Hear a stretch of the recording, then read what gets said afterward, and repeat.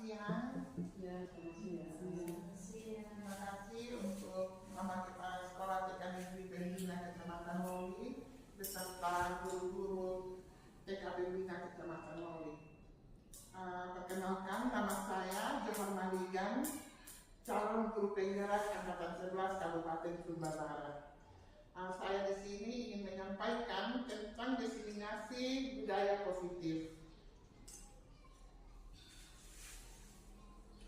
Konsep inti dari budaya positif itu ada perubahan paradigma baru, disiplin positif, nilai-nilai kebajikan,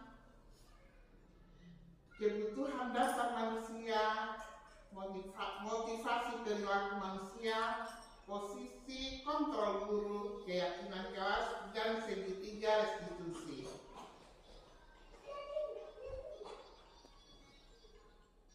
Apa itu nilai-nilai kebajikan? Nilai-nilai kebajikan disepakati bersama, lepas dari suku, bangsa, agama, bahasa, maupun latar belakangnya. Contoh dari nilai kebajikan institusi atau organisasi itu berupa profil pelajar Pancasila. Terus yang kedua, program primary health atau program IPGP. Terus yang ketiga, keterampilan hidup atau life skill. Profil pelajar Pancasila merupakan beriman dan bertakwa pada Tuhan Yang Maha Esa dan berakhlak mulia, berkebinekaan global, gotong royong, mandiri, kreatif, dan bernalar kritis. PGP adalah toleransi, rasa hormat, integritas, mandiri, menghargai, antusias, empati, keingintahuan, kreativitas, kerjasama, percaya diri, dan komitmen.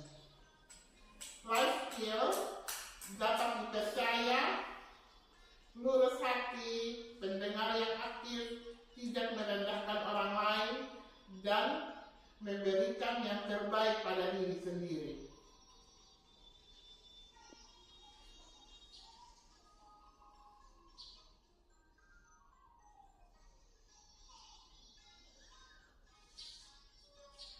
Disiplin positif. Mungkin kita sudah pernah sering mendengar apa itu disiplin positif. Disiplin positif itu berasal dari kata disiplina yang artinya belajar.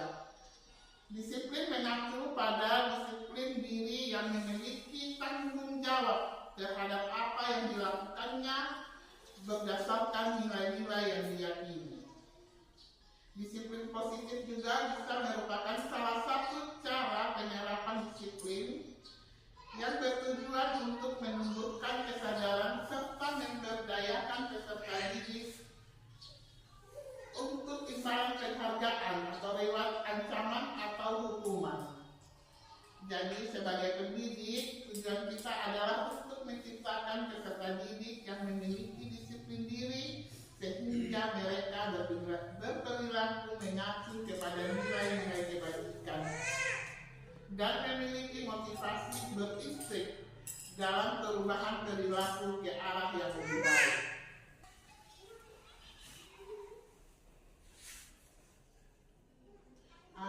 Kebutuhan dasar manusia. Kebutuhan dasar manusia adalah segala sesuatu yang kita lakukan untuk mendapatkan apa yang kita inginkan.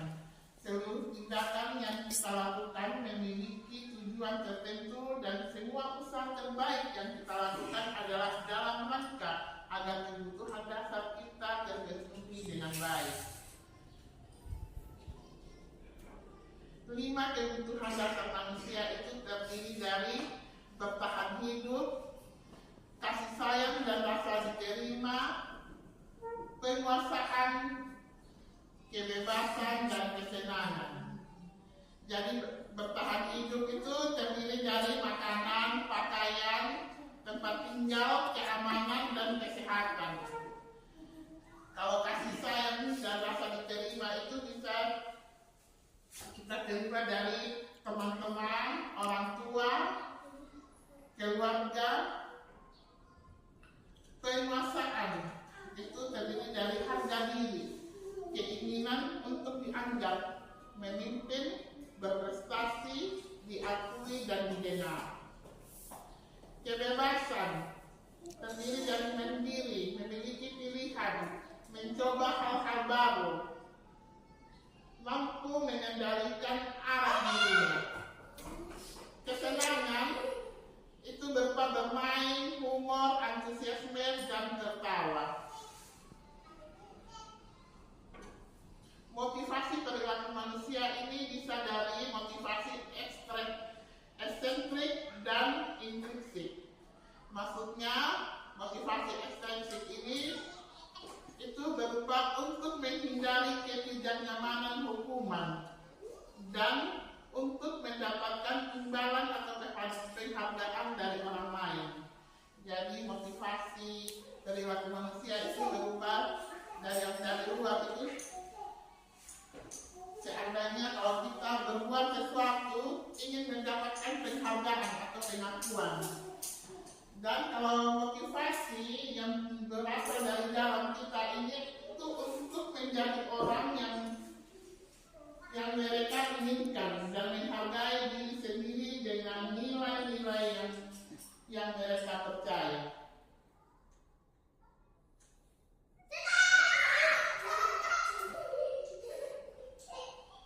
Jenis-jenis pendekatan yang bisa kita lakukan di kelas adalah hukuman, konsekuensi, restitusi. Kalau hukuman itu tidak kita rencanakan atau tiba-tiba, murid tidak tahu apa yang akan terjadi dan tidak dilibatkan. Terus dia bersifat satu arah. Jadi hukuman itu bersifat satu arah, berupa hukuman fisik atau psikis. Konsekuensi terencana atau disepakati sesuai peraturan. Murid tetap membuat atau tidak nyaman. Sikap guru selalu memonitor murid. Restitusi, proses menciptakan kondisi bagi murid untuk memperbaiki kesalahan. Proses kolaboratif yang mengajarkan murid untuk mencari solusi sendiri.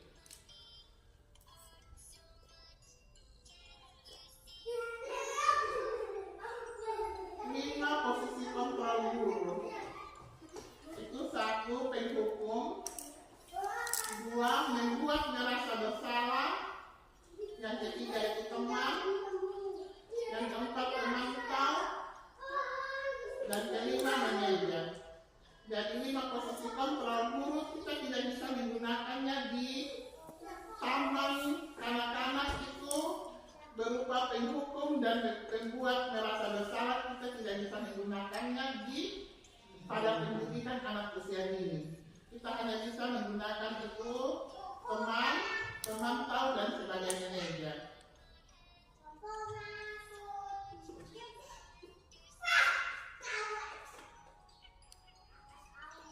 Keyakinan kelas. Mengapa keyakinan kelas? Mengapa bukan peraturan kelas?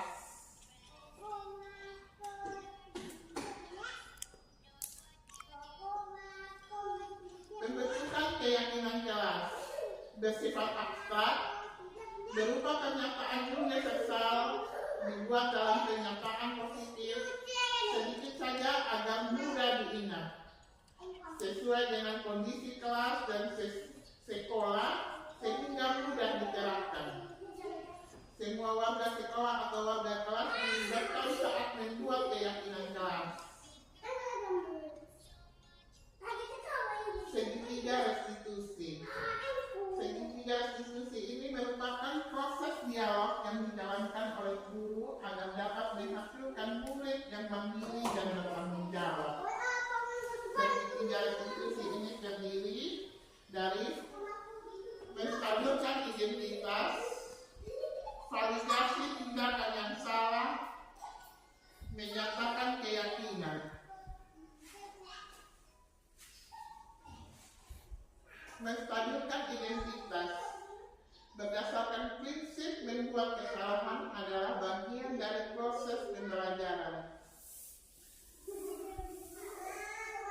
Jadi pernyataan menstabilkan identitas atau pernyataan menstabilkan identitas itu berbuat salah itu wajar. Tidak ada manusia yang sempurna. Ibu atau bapak tidak pernah melakukan itu. Ibu bapak tidak mau mencari siapa yang salah, tapi ibu atau bapak ingin mencari solusi dari permasalahan ini. Atau kita bisa juga sebut kamu bapak merasa begitu. Itu dari menstabilkan identitas.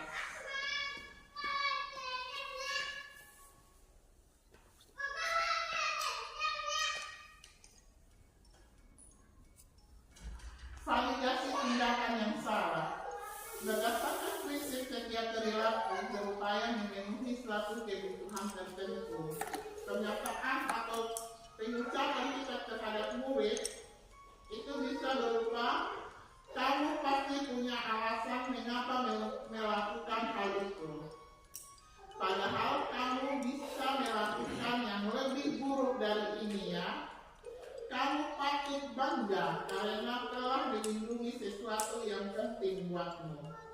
Kamu melakukannya karena mempertahankan sesuatu yang penting bagimu. Itu adalah salah satu pernyataan untuk validasi tindakan yang salah.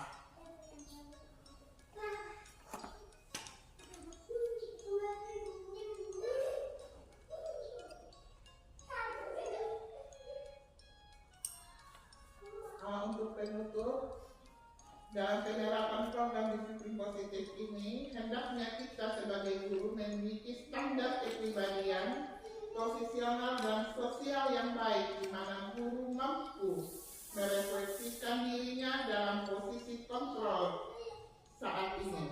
Bagaimana perjalanan dirinya sebagai among atau manajer yang menuntun murid-muridnya menjadi insan yang mandiri, merdeka dan bertanggung jawab. Terima kasih. Saya ucapkan salam.